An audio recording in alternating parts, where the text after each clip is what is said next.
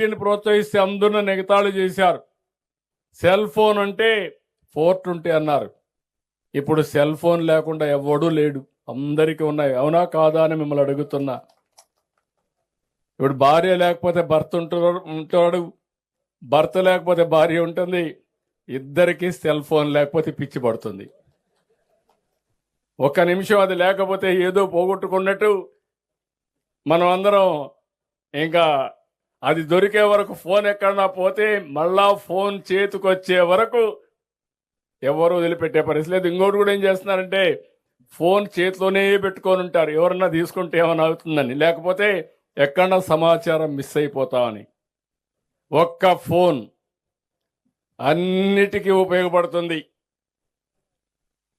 All in all రేపు రాబోయే రోజులు నువ్వు ఏం తినాలో కూడా నేను ఏ అసిస్టెంట్ ఇస్తున్నా నీ ఆరోగ్యం కోసం అందులో చూసుకొని ఏం తినాలో తినే పరిస్థితికి వస్తారు మీరందరూ.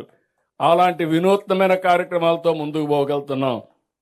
అందుకే ఒకప్పుడు నేను HIV ఎయిడ్స్ మాట్లాడా, మీకు జ్ఞాపకం ఉంటుంది.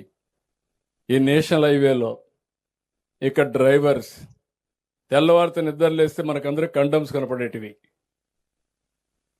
అది ఎంత ప్రమాదంగా తయారైందంటే 30 ఏళ్లకు మునుపు ఎక్కడ చూసినా హైయెస్ట్ ఎయిడ్స్ ఆంధ్రప్రదేశ్లో ఉండేది.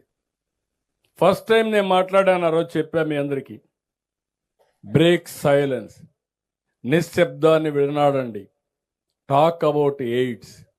మీ పిల్లలతో కూడా చెప్పండి, లేకపోతే ఈ జాతి మిగలదని చెప్పా. అసెంబ్లీలో నాకు ఇప్పుడు కూడా జ్ఞాపకం, అసెంబ్లీ మొత్తం డెకరేట్ చేశా ఈ కండములు పెట్టి, ఎందుకంటే అవేర్నెస్ రావడానికి. ఈరోజు నేను గర్వంగా చెప్పగలుగుతున్నా, ఆ రోజు చేసిన పని ఈరోజు చాలా వరకు కంట్రోల్ అయింది. 2030 నాటికి భారతదేశంలో ఎయిడ్స్ లేని రాష్ట్రంగా ఆంధ్రప్రదేశ్ రాష్ట్రం తయారవుతుంది. ఒక ప్రయత్నం చేసుకుంటా పోయాం, ఫలితాలు వచ్చాయి. డాక్టరా సంఘాలు పెడితే అదే అన్నారు.